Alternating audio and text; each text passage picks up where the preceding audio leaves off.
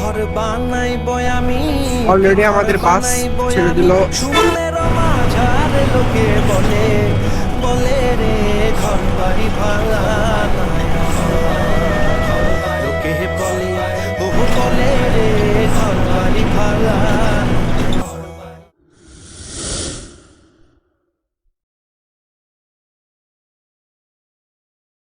Hello viewers, আজকে আমাদের জার্নিটা হবে বগুড়া থেকে ঢাকা। আর এই বগুড়া থেকে যাওয়ার পথে আমাদের সঙ্গী হচ্ছে শ্যামলীর এনআর ট্রাভেলস। বর্তমানে আমরা শ্যামলীর এনআর পরিবহনের কাউন্টারে বসে আছি। আর আমাদের বাস ছাড়ার সময় হচ্ছে 11টায়। আমরা 30 মিনিট আগে চলে এসেছি বগুড়া ঠনটনিয়া বাস স্ট্যান্ড। এখান থেকে বাংলাদেশের বিভিন্ন জেলা সহ ইন্ডিয়াতে যাওয়ার জন্য বাস পাওয়া যায়। এখানে প্রায় সব বাসেরই কাউন্টার রয়েছে, মানে শ্যামলী এনআর পরিবহন, একতা, মানিক এক্সপ্রেস সহ আরো অনেক। তো আমরা আজকে যাচ্ছি বগুড়া থেকে ঢাকা। তো ঢাকা যাওয়ার জন্য আমার মতে সব থেকে বেস্ট হবে শ্যামলী এনআর পরিবহন। তাই আমি নিঃসন্দেহে 2টা টিকিট কেটে নিই ঢাকা যাওয়ার জন্য। আমাদের কাছে 2টা টিকিটের মূল্য 1100 টাকা নিয়েছিল। ঠিক 11টায় আমাদের বাস ঠনঠনিয়া বাস স্ট্যান্ডে এসে পৌঁছায়। তো এইখানে বাস 5 মিনিট দেরি করে। তো আমরা অলরেডি বাসে উঠে যাই আর আমাদের বাস চলার জন্য প্রস্তুত হয়ে যায়। আর অলরেডি আমাদের বাস ছেড়ে দেয়। এই বাসের সিটগুলো বেশ কমফোর্টেবল ছিল। আশা করছি আমাদের জার্নিটি অনেক সুন্দর হবে।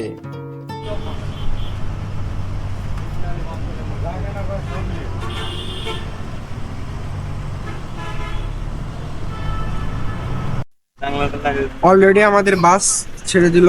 এখন সময় হচ্ছে 11টা বেজে 5 মিনিট।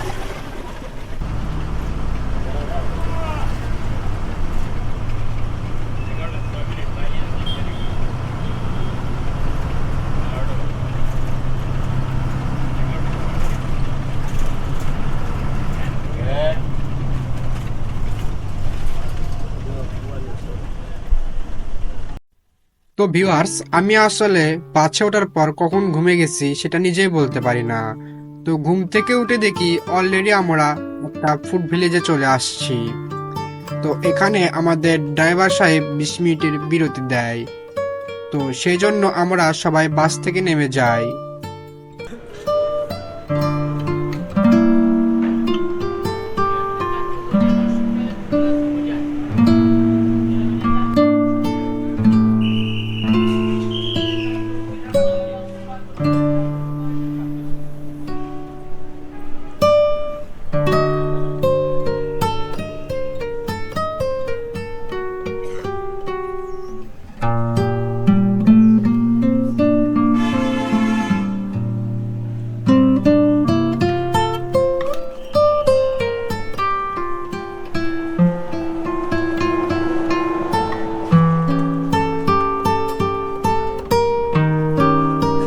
ভিউয়ার্স, এটাই হলো আমাদের সেই বাস। আর এই বাসে করেই আমরা আজকে আমাদের গন্তব্যের শেষ প্রান্তে যাব।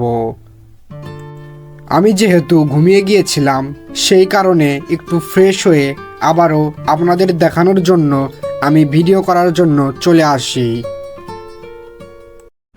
20 মিনিট বিরতির পর আমাদের বাস আবারও তার নিজ গন্তব্যে চলা শুরু করে। একে তো শীতের রাত, তারপর আবার কুয়াশা। তো সব মিলিয়ে আমাদের জার্নিটা বেশ আরামদায়কই ছিল।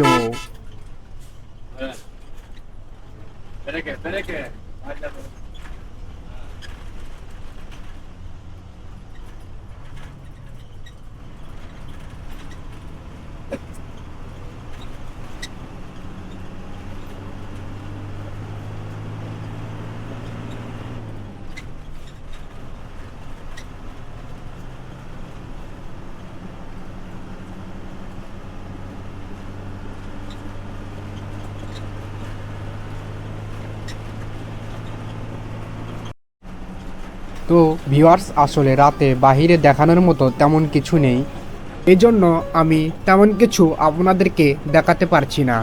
আমি চেষ্টা করব দিনের বেলা বগুড়া থেকে ঢাকার বাস জার্নির একটা নতুন ব্লগ ভিডিও দেওয়ার জন্য।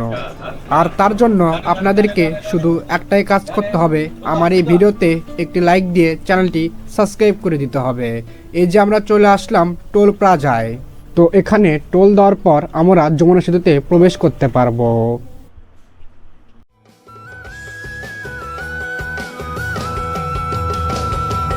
ভালো কইরা ঘর বানাইয়া কয়দিন থাকো আর আমি কয়দিন থাকো আর আয়না দিয়া চাইয়া দেখি, আয়না দিয়া চাইয়া দেখি পাকা চুল আমার লোকে বলে বলে রে ঘর বাড়ি ভালা নাই আমার, লোকে বলে ও বলে রে ঘর বাড়ি ভালা নাই আমার।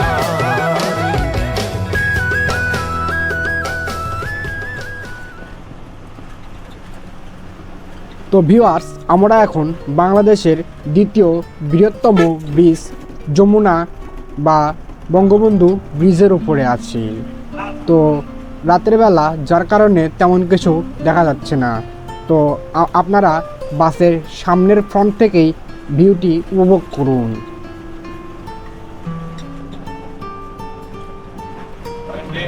আমাদের বাসটি কিন্তু এই সামনের বাসটিকে খুব সুন্দরভাবেই ওভারটেক করতেছে। তো আমরা কিন্তু আমাদের নিজস্ব গতিতে সামনের দিকে এগিয়ে যাচ্ছি।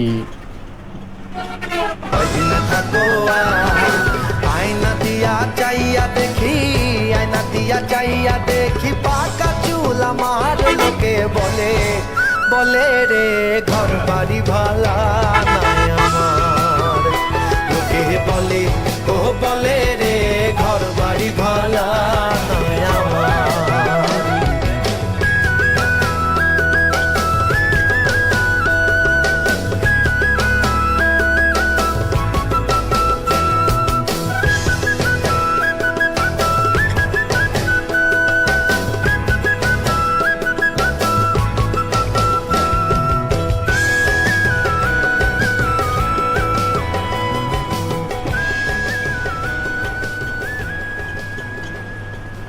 তো আমাদের এই বাসটি কিন্তু যাত্রী নেওয়ার জন্য কোথাও দাঁড়ায়নি।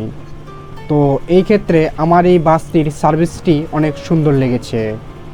তো আমি সাজেস্ট করব আপনাদেরকে, আপনারা যারা নিরিবিলিতে ঢাকা আসতে চান তারা অবশ্যই শ্যামলীর এনআরএ বাসটিতে অবশ্যই আসতে পারেন।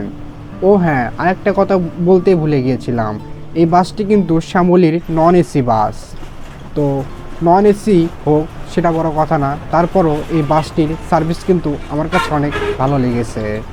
তো আপনারা যারা এখনও ভিডিওতে লাইক দেননি অবশ্যই একটা লাইক দিয়ে দিবেন।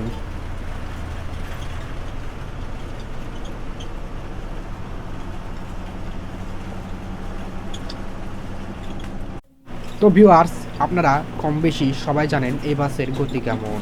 তো সবসময় 80+ গতি ছিল।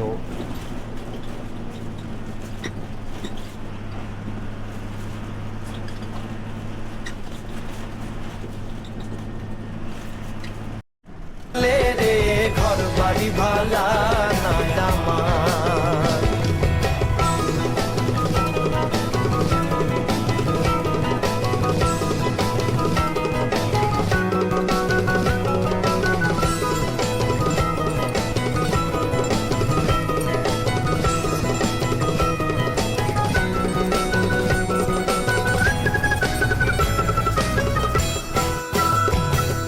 হাসনটা চাহে বুঝতো যদি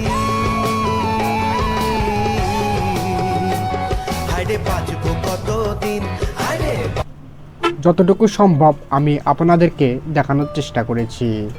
জানি না ভিডিওটা কেমন হলো। যদি ভালো লাগে তাহলে অবশ্যই একটা কমেন্ট করে জানাবেন। তো ভিউয়ার্স, আমাদের বাস কল্যাণপুরে এসে পৌঁছাচ্ছে হচ্ছে 3টা 35 মিনিটে। তো তারপর আমরা শ্যামলী এনআর বাস কাউন্টারে বসেছিলাম। তো এখন একটু মানে সকাল সকাল ভাব 6টা বাজে, তো বের হইলাম। তো আজকের ভিডিওটা এই পর্যন্তই। ভিডিওটা ভালো লাগলে অবশ্যই ভিডিওতে লাইক করে চ্যানেলটি সাবস্ক্রাইব করে দিবেন। দেখা হবে আবার পরবর্তী কোনো ভিডিওতে। Tata, bye bye.